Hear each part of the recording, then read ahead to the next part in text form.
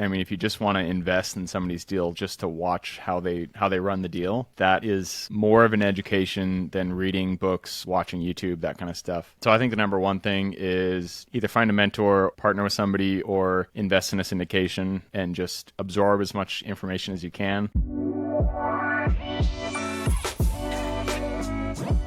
Hello and welcome to another episode of the Refined Real Estate Podcast. I'm your host today, Ian Armour, and today we are bringing on a guest. His name is Gabe Petersen. So Gabe brings in a lot of cool insights on what their business is doing, and it mostly involves trailer parks and self-storage.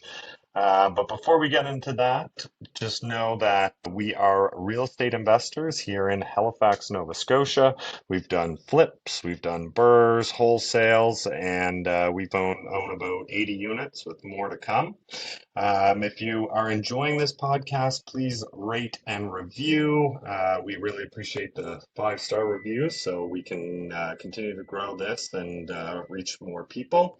And I'll remind you as well that myself and Janelle are mortgage brokers with the Blake Wilson Group. So we specialize with investors and people that are looking to scale their portfolios. So without further ado, we're going to get into this episode, and I really hope you guys enjoy. All right, Gabe. Well, thank you very much for joining us on the podcast. So first, let's start off with getting a little bit about your background, your story, and then move on to where you're at now. Sweet. Ian, yeah, thank you for having me on. Story. I guess I will take you guys, I don't know how much time we got to go into this, but I'll just take you guys back to the beginning. After college, I was going to be a lawyer, and I quickly realized, I shot out some people, realized that it was not for me, but I didn't have a backup plan, and so I, just started trying things. A friend of mine was working in consulting, and so I got a job at a consulting firm. But, the instant I started that job, I realized, like, this is not for me. I need to find something else. And I'd always kind of had a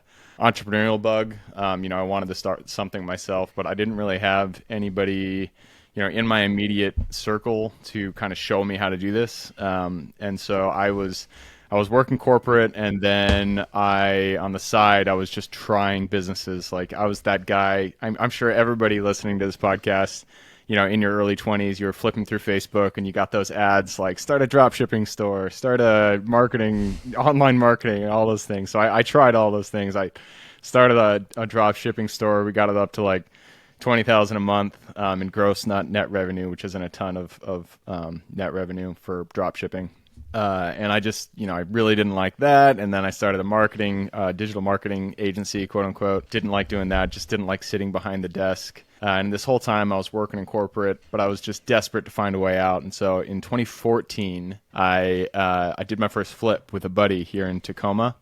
We made, I think it was like $74,000 on that flip, which was the most money I'd ever seen in a single check. And I was like, okay, there's something to this. But I mean, that was 2014, and I didn't really make this a full-time job until 2019, the end of 2019. That whole time I was, doing flips, doing wholesales, but I was doing it on the side. I was still working.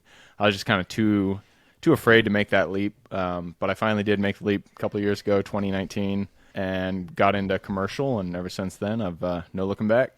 Yeah, no, that's awesome. So again, similar start to how I did it as well. So started flipping some homes.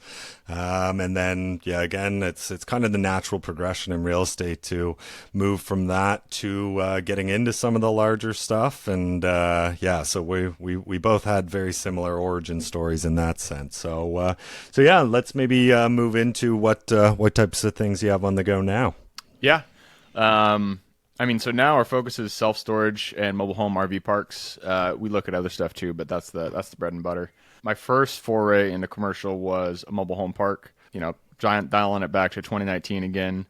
I had been doing flips. I had rentals like duplex, yada yada. But with single family and duplexes, you can definitely exit the rat race and get enough money to live off of doing that way. It didn't, in my mind, I couldn't see how it scaled well. And so I really wanted to find a different way. And I just started looking at different asset classes. Somebody I'd met in the networking that I had been doing was into mobile home parks. He took a course. I think it was Kevin Bupp's course, and we talked, and I was like, okay, mobile home parks sound good. I didn't really know too much about them at the time, but I understood the fundamentals. I knew they were recession resistant, and that they cash flow well. And I also knew that unlike multifamily, there are no toilets that you have to fix, no broken windows you have to fix, stuff like that. Really, you only care about the utilities, the underground utilities, the sewer system, the electric, all that stuff. And then obviously the cleanliness of the park. So there's a lot less that you have to worry about, and the cash flow is great, and it's recession resistant, which sold me on it. I was like, okay, let's do it. So 2019, we started marketing. We found our first deal here in Washington State, in where was it? George, Washington, which is just the tiniest little dot of a town, but it's on a major highway, and we kind of got I didn't know as much about due diligence that I do now. So I feel like we kind of lucked out on that first deal. If it had not been on a major highway, that would have been a major problem, and we wouldn't have done as well as we had. But we bought it. We bought it with seller financing, which I love to talk about. Seller financing, pretty much, actually most of the deals that I have done that I purchased for myself have been seller financed. Most of them. Some of them have been financed, bank financed or bought with cash. But seller financing, I love it. It's how we bought this first deal. We negotiated 20% down. He carried the 80% note at I think it was 3.6% interest. Or no, it was almost 4%. Maybe it was like 3.8% interest. But at the time, interest rates were super low. And so great interest rate. And then it had a 5-year balloon. We've already refinanced out, took out equity that we could buy with or use to buy other properties. And it was just a good deal. Really solid tenant base with migrant workers coming into the area because there was a lot of farming there. The value add that we did, it was the owner that sold this property to us. He was just this big time potato farmer, and he just didn't care about this thing at all. So he didn't do any maintenance. He didn't do anything to the park. And so we went in there, we cleaned it up. We added utilities to add additional spaces, and then it started cash flowing. And there were 3 partners that went into it, and it cash flowed enough to where each of us are taking out $2,000 a month, in income that we can personally use. And that totally sold me on it. And so since then, we bought with that partnership. I bought another mobile home park, and then I started looking. I like mobile home parks, but I really wanted to buy something that didn't have people living in it. I like the idea of owning more of a business than a home, just because. Evictions are a necessary part of real estate, and it's something you definitely have to do, but it's not something I enjoy. And so I started looking at self-storage. It's another recession-resistant asset class, another asset class where there's very minimal repairs and great cash flow. And so jumped into that, bought 5 facilities in 2021, in 2022, and that brings us to today.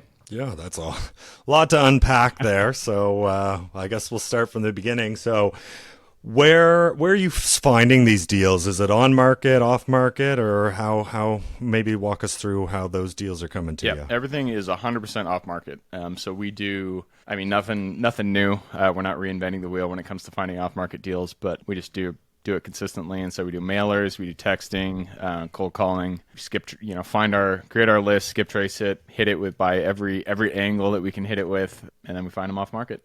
And that's nothing. There's great deals on market. It's just not a strategy that I've implemented yet. I have been meaning to set aside a day in my week to just start calling brokers, because brokers, they have great deals too.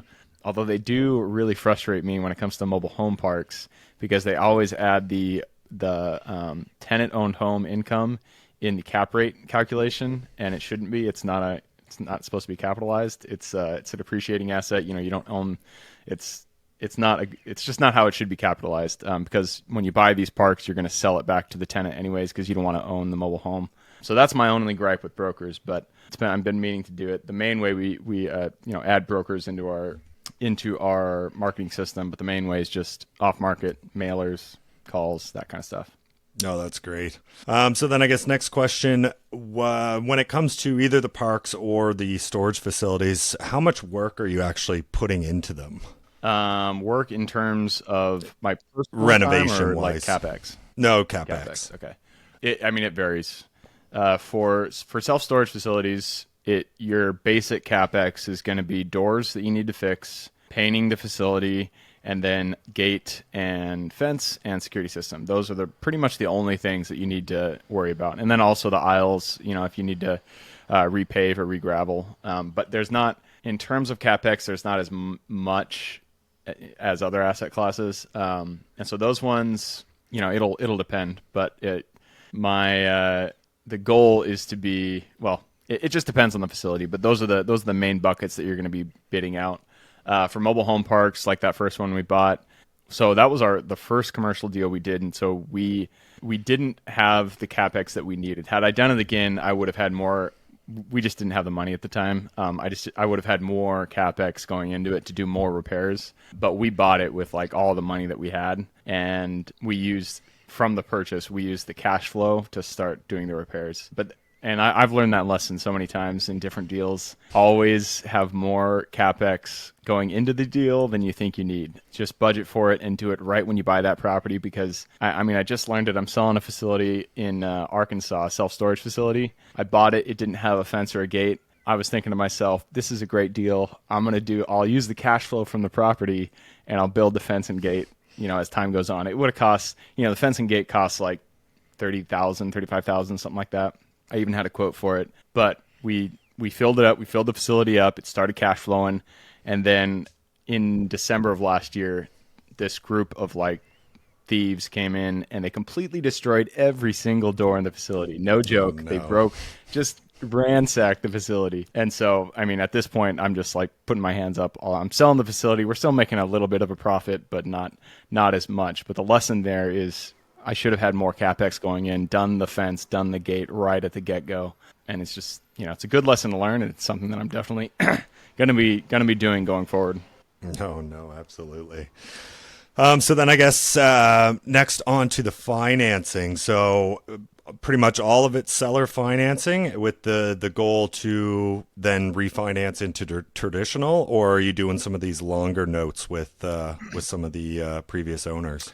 Generally, what we put forward is low down payment. So we try to do, well, it depends on the deal. If the debt coverage ratio isn't good, then we're going to put more down. But we like to find really good deals that we know at the end of year one we're going to have a great cash flow. So we like to ask 10% down. We give them a good interest rate, but we do interest only, and so it still cash flows well. They still make a lot of money, and then we do a 5-year balloon. That's just what I like to put forward from the outset, and that's how I've closed a few of them. But it really depends on the deal. I try to work with the seller, and the idea about the 5-year balloon is we want to refinance. We want to refinance at year 3 so we can pull out the equity, use that equity to buy more properties. But the 5 years is just in case we need a little bit extra time. But we've done it. Like I bought a deal in Indiana last year, seller financed 10% down. He gave us 5% interest only, which is great. But he's planning on using this interest only payment as his retirement. And so he doesn't want any balloon. So he requested a 20-year interest only seller finance note and then a balloon in 20 years. And so we're like, hey, that sounds good to us. Sounds awesome. Yeah, so that one worked out well. And then another one, like the mobile home park we bought out in here in Washington, the second one we bought, that one was seller financed and it was amortized over 11 years, just fully amortized. So there's no balloon. At the end of year 11, and there is no more note. But he gave us an absurd interest rate. It was like 2.87 or something like that. Really good. And that's principal and interest payments each month type Yep, deal? principal and interest, yep. Yeah. Very cool. Yeah, so really depends on what each party wants. I find it's when talking with sellers, it is the language they like to hear is the monthly income that they want, and you can work around that. We need a return, but we can hit their monthly income by doing, if it's high, we can hit it by I'm going to use an example for the one in Indianapolis. He wanted a price point that was above market. And so if we had done principal and interest, it wouldn't have worked. So that's why we did interest only. which allowed us to buy it at the higher price. It still made sense because there's a lot of upside in the property, but he got his purchase price. We got the property, and we could still cash flow because it was interest only. Oh, that's awesome. Win-wins. Yeah. So let's move into tell me a bit about your team, like who all's involved in these, and how you, maybe even how you found some of the team members. Yeah.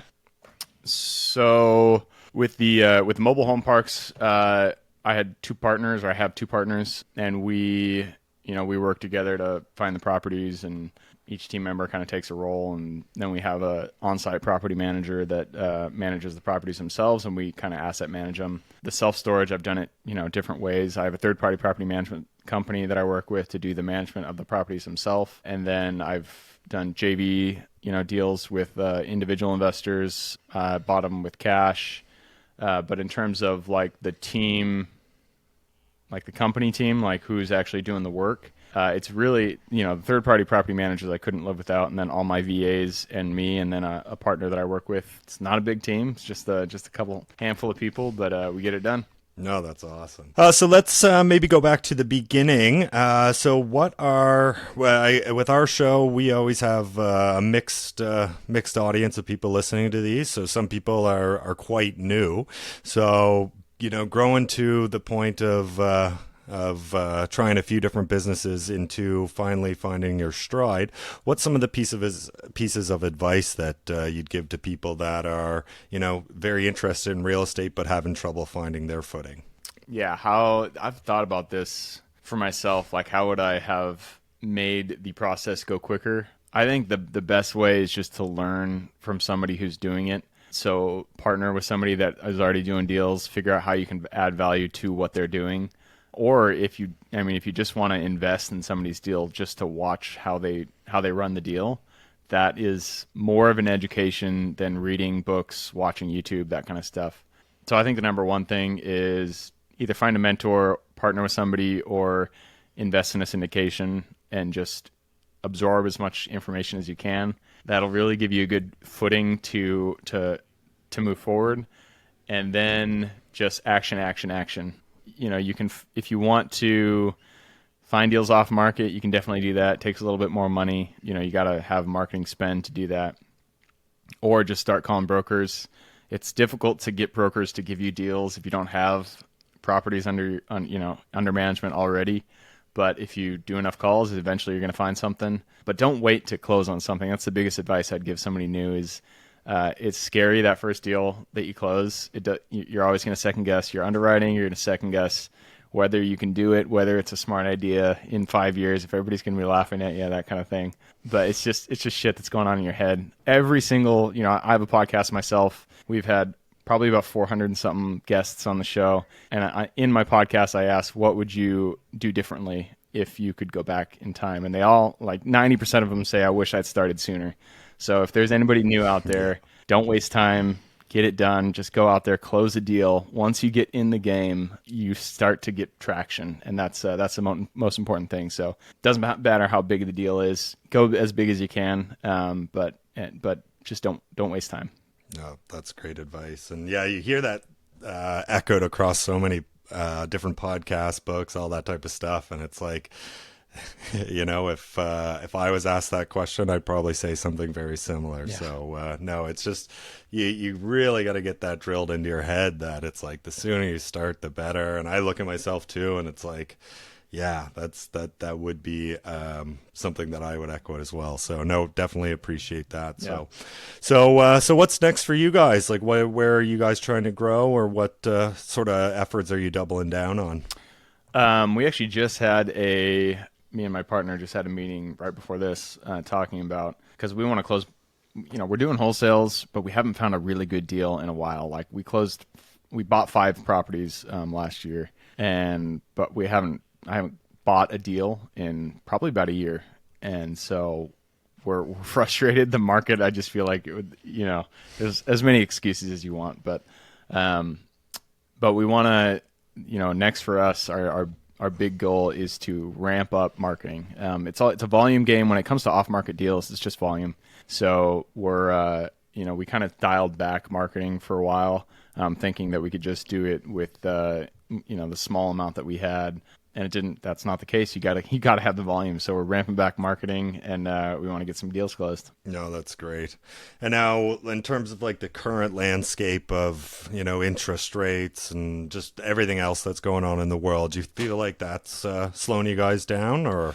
Yeah, I mean, interest rates themselves don't really prevent you from closing on deals, obviously. The problem is when seller expectations don't align with the current interest rate market. And so what we've been finding is that sellers still have the sales expectation of a 3% interest rate environment when the interest rate is 7%. And so they're asking for like a 4 cap, a 5 cap. But if you're getting 7% on your loan and you have a 5 cap property, then you're losing money. It's not, I mean, obviously there's a lot that goes into it, but just the general idea is that interest rates don't prevent you, but it's just we found the sellers, their expectations are not in line with the current market.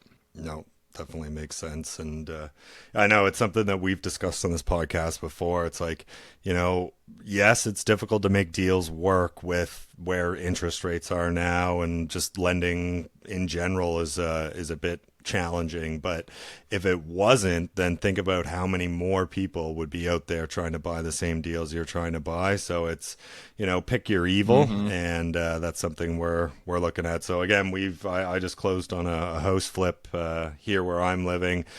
We just closed on 38 units down in Cleveland, and we're about to close on another 38.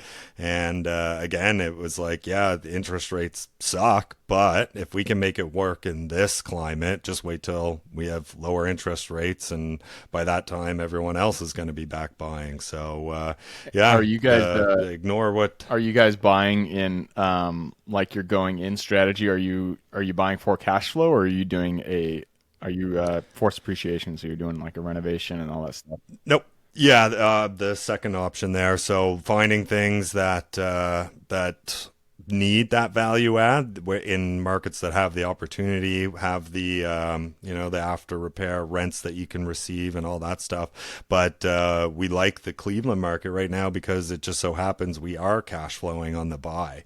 So it's I looked over deals in my current market, like high and low, and at no point are you ever seeing like cash flow on any buy, and not even remotely close. So that was where we pivoted in our business and said, okay, let's go to where markets are making more sense. So and we've touched on that in the podcast before, that just because real estate is harder to make work here, maybe that's a good opportunity to go explore other markets. So and it's sounds like you guys are in a bunch of different markets. So it's let's go find where these deals make sense and not just your local market. So no, that's great. I definitely agree with that. I feel like the downside of that though is it's so easy to choose a market, and then if you don't get your traction that you're looking for, to think, oh, the market's shit, I got to choose a new market. But I found myself doing that. We bought a few in Texas, and then all of a sudden we couldn't find them, and I was like, okay, no, we're gonna go somewhere else. We're gonna check out Indiana. But really, there's still deals there. It's just like at that moment we weren't able to find the right deal. But yeah, I feel you on that. Yeah, no, and it's. I know when we were first like, okay, we know our current market is like really tough to make work. So, let's go down and look in the States. And just so happens the States is quite large. So you're doing some market research in Texas and North Carolina and South Carolina and, wherever it is. So it was definitely like a overload when first starting, and then gained some competitive advantages in Cleveland. So said, all right, well let's really just double down here and just hit this market really hard. So that that helped us make our decision there. So. And where are you guys located in Canada? So we're actually in Halifax, Nova Scotia, so okay. on the east coast, like basically right on the ocean there. And this was one of the most affordable places in Canada about 5, 6, 7 years ago, and then over the last 3-4 years, it's just absolutely exploded here. So yeah, some of the deals that used to make sense don't make sense at all. So fortunate that was able to buy a handful of buildings around here before things went absolutely crazy. But yeah, it's really tough to buy a multifamily building here, and our laws are not friendly for it, and not it's very tenant friendly and not so much for the landlords. So when for us we wanted to scale up, so we knew we might have to tweak the plan, and that's what we did. So yep, makes sense. Got to pivot. So yeah, I guess on that note, so any big pivots for you guys over the last few years, or like strategy wise or asset class wise, or? I mean, adding self-storage was a pivot, and that was in 2021. But I mean, outside of that, we've just kind of doubled down self-storage, mobile home RV. We have started to market a little bit for mixed-use industrial, but that's just kind of like a side project that we have. Our main focus is self-storage, mobile home RV. Yeah, no, that's great. But yeah, so I guess thank you very much for your time, Gabe. Definitely some awesome insight, and it's just cool connecting with other investors all over North America, because I say it is hard to make it work in the market that we have here, but it's like it still does work. And just hearing how other people are growing and expanding their business is some great insight. So really appreciate your time, and looking forward to connect with you in the future. Yeah, Ian, thanks for having me on. All right. Well, that's it for us today. Thank you, everyone, for listening.